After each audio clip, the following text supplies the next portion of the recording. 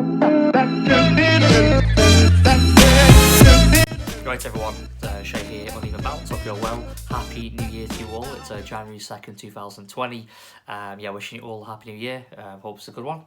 Let's hope that this new year, new decade can bring some success to the England cricket team, especially in the Test arena. Just thought I would get into the first test between South Africa and England at Centurion. Just finished a few days ago now, actually. Second test actually starting tomorrow, which I'll get into later on. I want to give my feedback on the first test and just a few of my talking points of what I felt, what happened, things that I picked up on from the first test. Obviously, I think a lot of hoo-ha came up about Joe Root winning the toss and electing to have a bowl first. I mean, I understand why he did it. Obviously, he's gone in with what he thinks a fairly potent attack. Saw a bit of green in the wicket. Thought there'd be something in it for the bowlers initially. SA put up 280 odd. Do I think it was a good decision? I think it was a tough one. I think Root's got a bit of a raw deal there from some people. So sections in the media have gone after him for electing to have a bowl. I think, personally though, that being said, it was not an easy toss to win. But that being said, I would have probably had a bat, and not because of how the test transpired, but mainly because obviously you've got half of your bowling attack, and arguably the most potent side of that attack, most potent half of that attack in Broad and Archer, both having issues leading up to the first test. So maybe if you had a bat first, I mean, obviously, if they did well, ideally they would have done well, then they would have had obviously an extra day to put the feet up and recover even further from the virus that was going around the camp. But obviously it wasn't to be, had a ball first and the rest is history. So, yeah, I mean, I think 280 odd was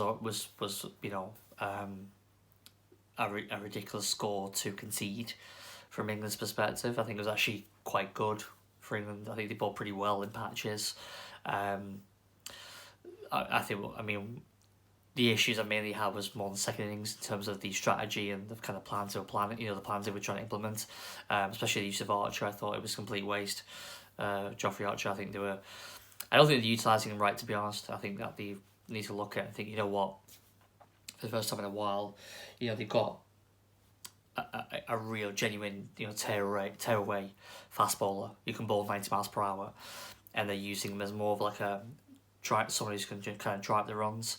He went for a few, obviously, especially in the second innings, but took 5-6 wickets. But he went for a few. That being said, I just think because it's a bit muddled at the moment, and the fact is, I know Arch comes across quite a confident player. From what I've seen, I remember watching him. I was at the Rose Bowl in the summer, watching the England West Indies ODI, and there he was pretty confident against. I would have thought as well, against West Indies, you were a little bit nerve-wracking. You just come into the England setup. Obviously, you are a West Indian born and bred. You against West Indies, but he was peppering them. He was peppering these guys. He didn't care, So I think because of that, it's. I always thought that he'd got quite a good head and shoulders, and he seems to be quite, quite cocky from what I can see. So I like that. But I think even that being said, he's a confident young man. But that being said, I still feel like he still needs that direction, coming into the Test arena. I mean, the reality is he's just 24 years old. He needs guidance, he needs help. And I think that the thinking was quite modelled from must be from his perspective, especially what's the plans here, in that second innings. To be honest, England kind of got it wrong a lot with that, in terms of what the strategy was, second innings, but that wasn't the only reason why they lost the test match. I mean, the main reason, let's be honest, was the batting. I don't know what the thinking is really behind. And I think it stems really from Silverwood. It started Bayliss, now it's with Silverwood, but the same systemic problems are there within the whole setup, I think.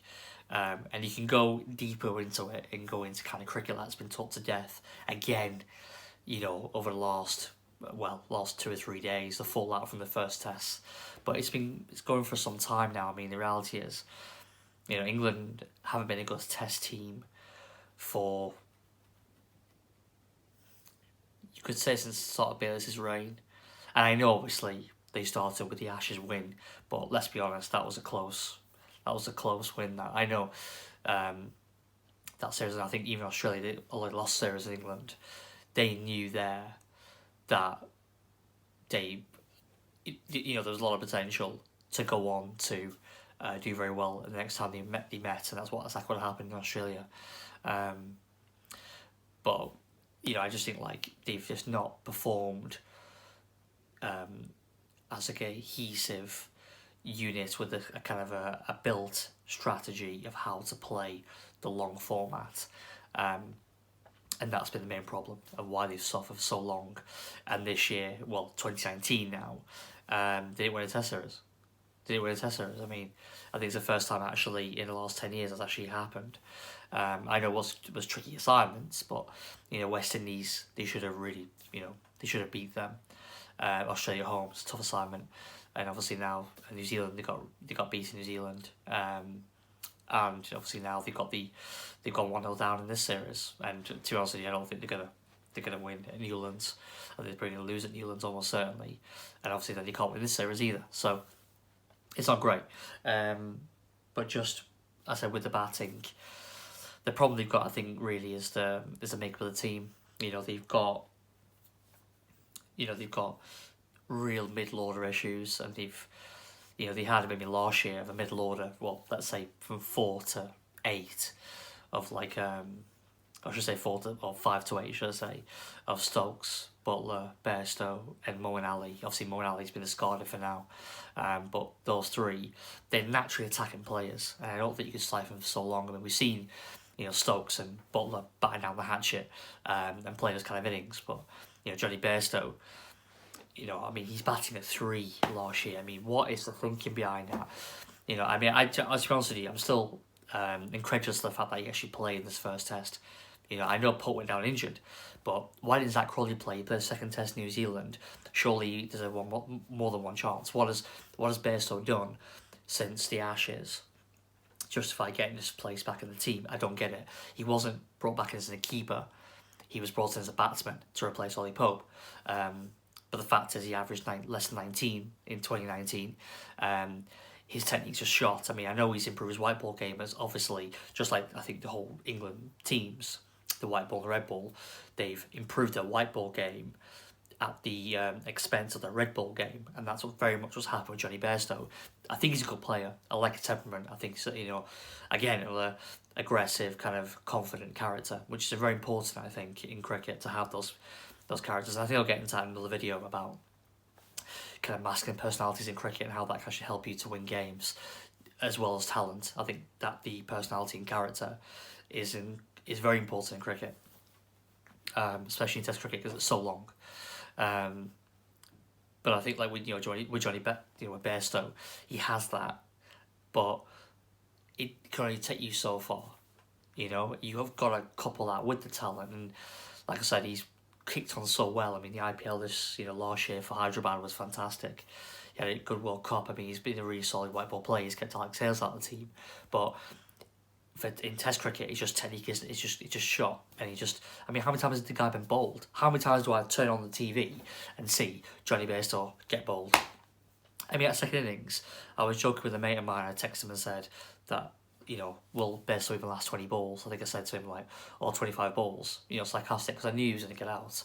And what happened? Full one outside off stump for a barder. He just was it, no foot movement, straight to gully, It's just time and time again. I mean, he just, for some reason, in the Test game anyway, with bat in hand, he seems to wilt under pressure, which is surprising, so what I said before, but in the field, he's very chirpy, and I do think he's a confident character, but there's something within him, when the going gets tough in the Test team, he's just found wanting.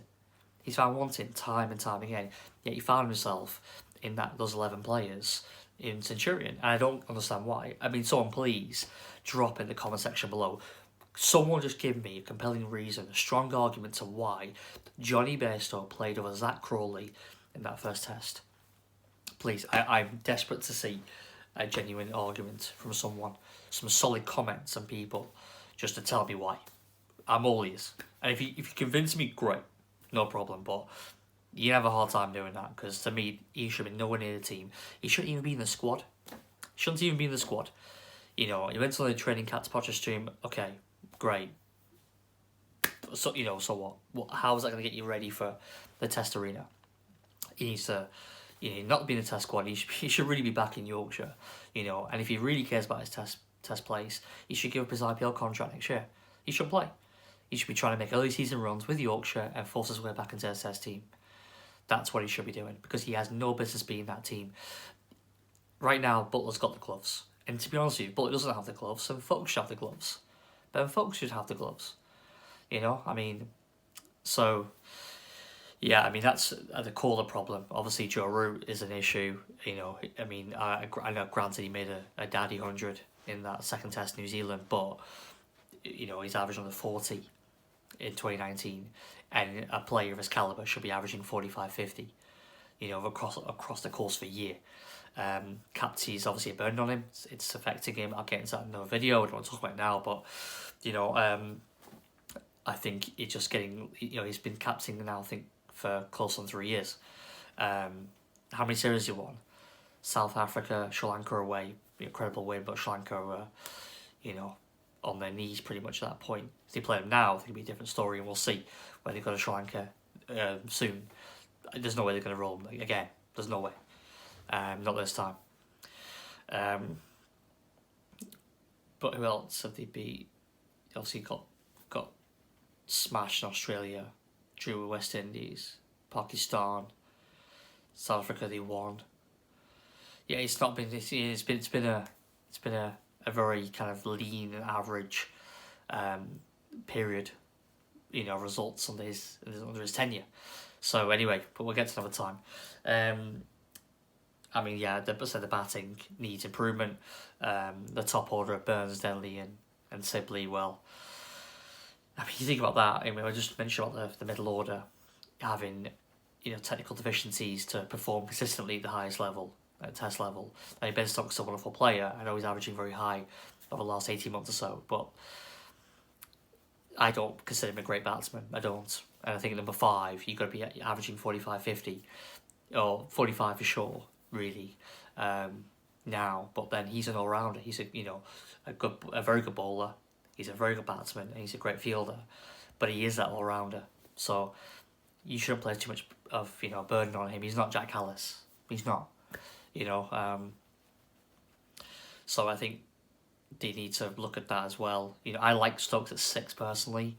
I like to see Pope moved up to 5, put Stokes at 6, Butler or Folks at 7, and then obviously the tail. And actually, speaking of Joe Denley, I wasn't really his biggest fan, to be honest with you. I was really kind of against his selection initially, but now I think about it, I actually think that some of his kind of standing and experience, 33 years old, been around for a long time, played, T20 cricket around the world now, been a great servant to Kent. I think obviously he's very comfortable with his game, knows his game very well. I think actually, so Joe Denley, the main reason obviously he's making runs, he is now starting to, looks like he's starting to find his feet now within the England team at 3. But I think because obviously with the people around him being so young, especially now in this next test match with Crawley and Sibley being 21, 24 respectively, and obviously Root to follow, who we don't know which Root's going to turn up. And then obviously you've got Stokes at 5, and then you've got Pope at 6, who's just turned 22 or something. I think having that older calm head in that top order is a good thing, actually. And I think obviously we've seen that with South Africa recently with Van der Dusen, Peter Malan coming in, Pretorius. I think there's something to be said for players actually making their debuts later. I think obviously we all want to see young batsmen coming through and performing very well, like Labuschagne of Australia. We all want to see that. 23, 24, 25 years old, coming into the team, doing really well, and taking like a duck to water. But I think there's something to be said as well for players who are like in maybe the late 20s, in the early 30s, like Mike Cossey made his debut at 30, I believe. Ian Harvey. There's a few Australians, that, especially batsmen, that made debuts a bit later on. You know, I mean, Joe Burns actually a little bit younger, but you know, there are a few guys out there. I think, for example, Jonathan Trott, you know, back to England, who made his debut a bit later. He was an established player in county cricket and obviously got into the team. Graham Swan even, you know. I think there's something to be said for people who are experienced and are very comfortable with themselves as well, and can come into a test setup after a long period of time playing domestic cricket, know their game inside out, and perform well. And I think Joe Denley's that kind of a person who can play that role for the next 2 years, hopefully. I mean, like I said initially, I was very much against it, but now I think about it, I think Joe Denley's actually a good player to have in this England team. I don't think on talent, you know, he would make teams of not too long ago. But that being said, I think in this side, someone like him is actually very, very valuable, I'd say. So yeah, I mean, happy with that. So because with so many, you know, young players in the side now, I think having, say, that old timer in that top order is actually a reassuring presence. But yeah, anyway, so they're just the batting. Yeah, it's not good. Obviously, 2 collapses again, which is disappointing to see. But I think a lot of that's down to do as well. Sorry, just have a bit of a sip here. It's quite late here. It's like almost 12 o'clock and I'm drinking coffee. It's probably not a good idea, but got a bit of a long night. But anyway, yeah, I mean, I think one of the reasons why, obviously, England were kept under the pump in both innings is because of the support bowlers of, you know, of South Africa. I mean, I think Pretorius and Nokia, I was surprised at how well Pretorius bowled, because, you know, I've seen him a few times now. You know, he bowls at 125, 130 Ks. He's a big, tall guy. He actually reminds me of Chris Morris, but he doesn't get it down anywhere near the same rate of knots. And then, you know, he's coming as a fourth seamer. To be honest with you, I would probably go on Pep Quayo. I think he's got more potential as a fourth seamer than Pretorius, but they got on Pretorius for now. Okay, fair enough. But I think Andile could be a little bit annoyed by that. I think he could have argued the toss with that one. Pretorius is a better batsman. He could have played Vern at 7, Andile at 8. You got Mirage can swing a bat at 9. Even Rabada can play some decent strokes. So I think they'd have been alright to play Andile if they were worried about the batting lineup, you know, the strength of the lower order. But anyway, the Pretorius did well. I don't think he's a real long-term fixture in that team, to be completely honest. But, you know, well done to him. Norkie performed well. Obviously, you can't really, you know, look at the India Test matches as a gauge of how good he is. Like, Norkie's a good bowler, and he was obviously cranking it up, you know, above 145 consistently, which was, you know, good to see. And he bodes well for SA because obviously they lost Morkel staying now. The 2 quick bowlers, they haven't really got that kind of tailway pace that they had with, you know, those 2 at times.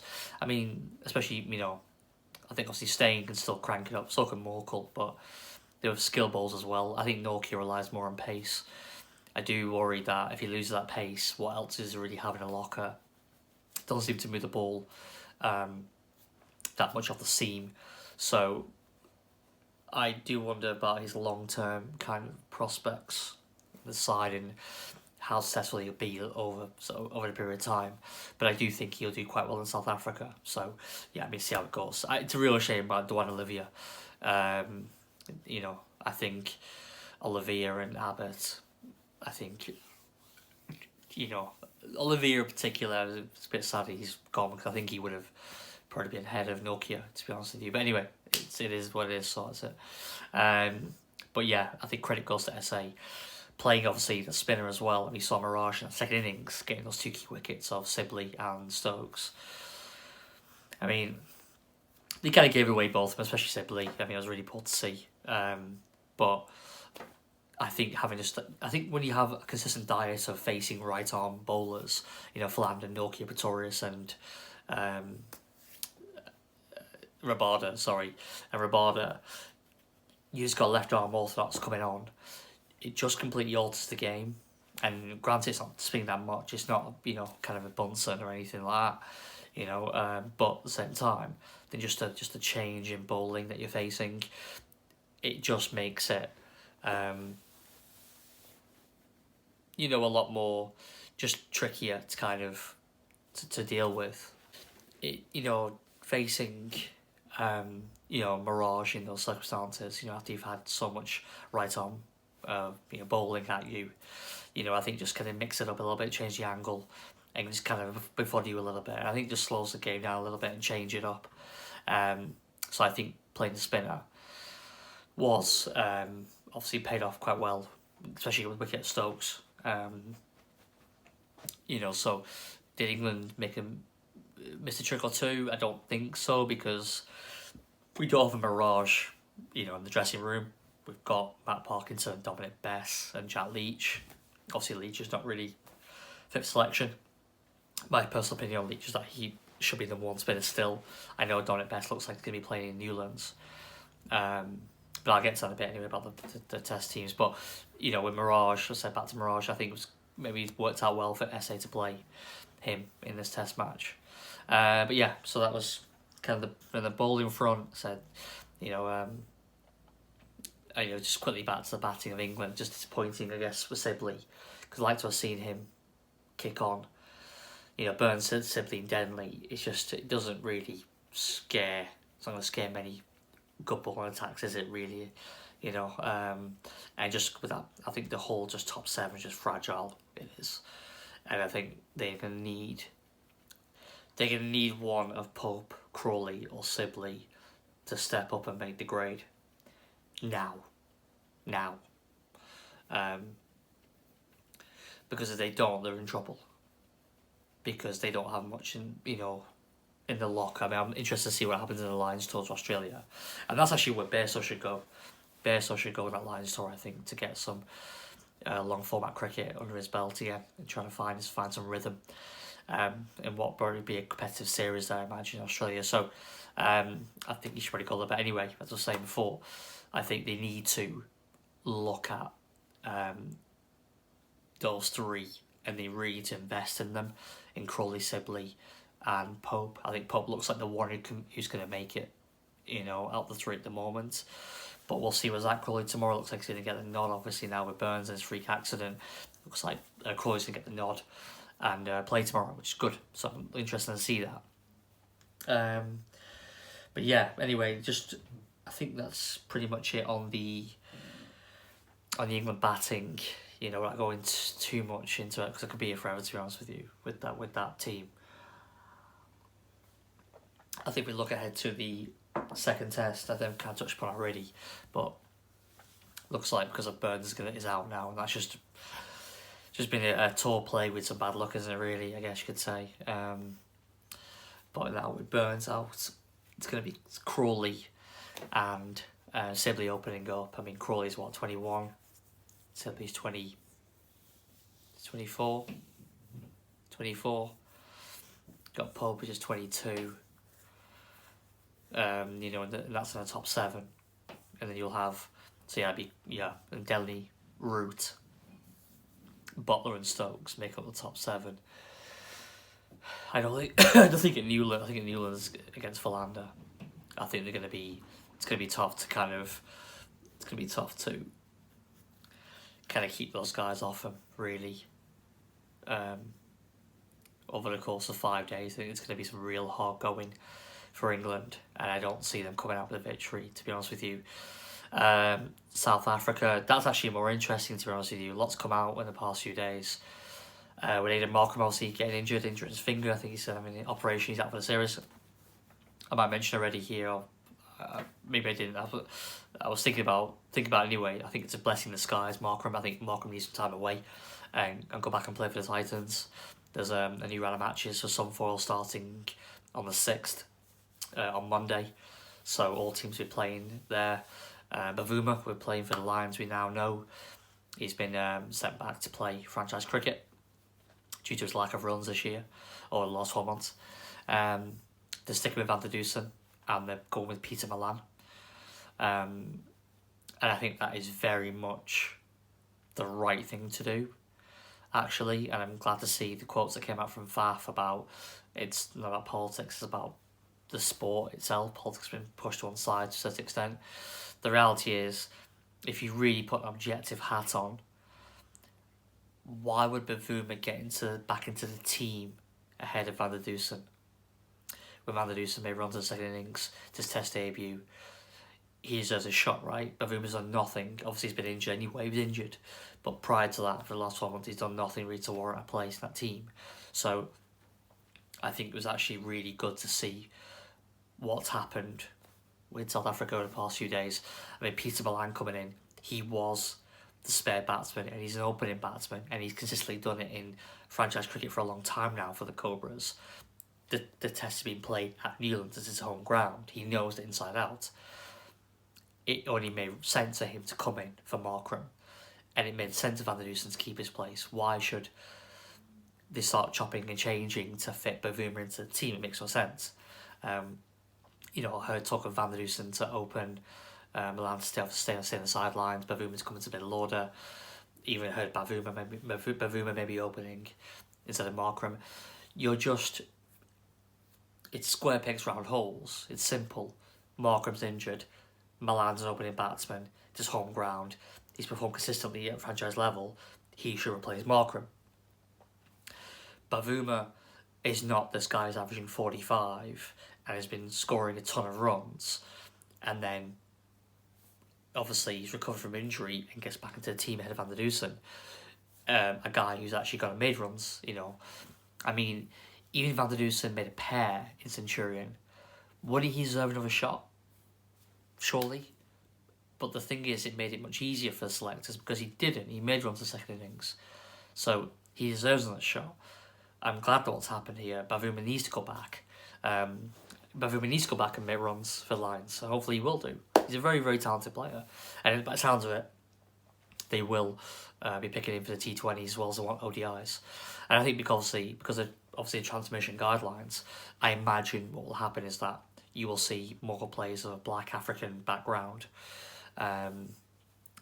coming to the white ball teams. I would imagine you get 3 to 4 black Africans at least in the T20 and the ODI sides to kind of balance it up. Because I think with these transmission guidelines, obviously to make sure over the course of the season they've hit the targets, I think they need to look at the white ball options and say, okay, the white ball options and say, right, okay, well, what's not of a priority at the moment? I think based on the World Cups. So we know T20 World Cup's coming in a few months, end of the year really, in Australia. Okay, so we know that. And then obviously the one in India happens soon afterwards, the T20 World Cup. So T20 is important. Therefore, they need to prioritise the T20 side. So they've got to play the strongest 11 in the ODI side.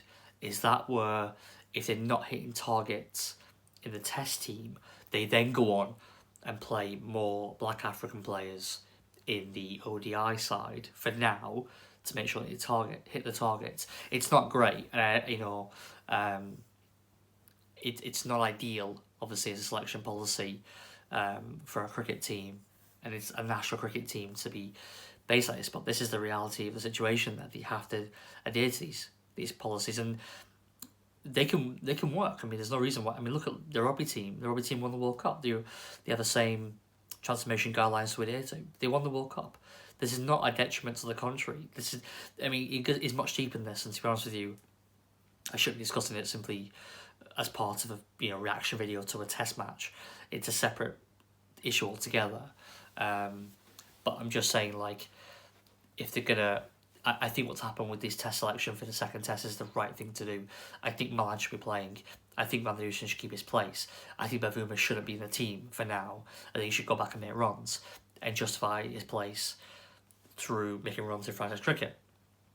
And they'll have to look at other ways to make sure they hit the transformation targets, and that will most likely be through, I imagine, ODI cricket. And I can almost guarantee that these white ball sides that'll be announced for after the test series, they will have 3 to 4 black Africans minimum to make sure that they hit the target. So, you know, there is some very, very talented, players of colour in the franchise setup. So they should be suffering. I think Sapamela will get a go. Also, Bavuma is really improved his white ball game, so he will make the team anyway. Pepe Guayo is a very good ODI and T20 player. He will obviously make the team. And you may look at Kishele as well, as a keeper batsman. You may look at him. I'm just not thinking what else is there. But anyway, they might look at Bukako of Cobras, but I'm not sure he's just there. Just at the moment, he's just there or thereabouts. He's probably a little bit behind. I think Susanna Magala, who had a good MSL. I think he might be on the verge for T20 call-up. I mean, Junior Della played last year, but I think Magala's is a good bowler. I think he might get a spot in that T20 side, or maybe they stick with Junior Della, who had a reasonable MSL as well. So anyway, that's for something else as well. But I don't think it's irrelevant, because obviously I'm talking about what's going to be happening for the second test. As a South Africa, I think going to be a strong team, going to be a strong side, and I expect them to win the series. I mean, I think if you look at the England team with Dominic Best coming in, it looks like now, overtaking Matt Parkinson. You've got Dominic Best, Crawley, Pope, and Sibley. So you've got 4 guys there. You've got a handful of test matches between them. Ages ranging from 21 to 24. It's a very inexperienced side. You've got... I mean, it looks like Archer's going to be out as well. That's a real blow. So, because of that, you're losing Archer. Oh, Sam Curran, of course. Sam Curran's there as well. So he's 21, so you've got 5 guys who are between 21 and 24. I mean, this must be one of the youngest sides that England have fielded for years. I can't remember a side so young for a long time. Anyway, if you guys know, please drop in the comments. But basically, it's an inexperienced side, and I think now the way this tour is shaping up, I think if they put a good account of themselves in this test match, going into the third and fourth test, I think that it just might have to be treated as a learning tour and get ready for Sri Lanka and obviously the home series, the home summer, where they can obviously, hopefully by that point, have a settled team ready to win test matches again. But this is not a doom and gloom. I mean, 11 guys gets 11 guys. You never know. They might actually just pull out of the bag. Dominic Best might just come out and just, turn South Africa a new one. You never know. Anderson might regain some form. Doesn't do that well in SA. I saw his stats, but maybe Broad will have another, good test match like he has the last couple of tours in SA. But yeah, let's just wait and see. I'm looking forward to it. But anyway, I think that's about it from me. I think that's pretty much it, really, on the test. I think this video will be uploaded, I reckon, I don't know, I think probably, what did they say, Thursday, probably by Saturday the latest, hopefully tomorrow. Or the test would have started, so it'll be interesting to see. As I keep saying, guys, please like, comment and subscribe. Particularly the comments, there must be some people out there who this guy's talking absolute nonsense, or he's just making some sense, hopefully, as well. But either way, just show me comments below. Let's get a bit of debate going. Please like the video, hopefully, if you like the content, and do please subscribe as well. And I will catch you all on the next one. Cheers.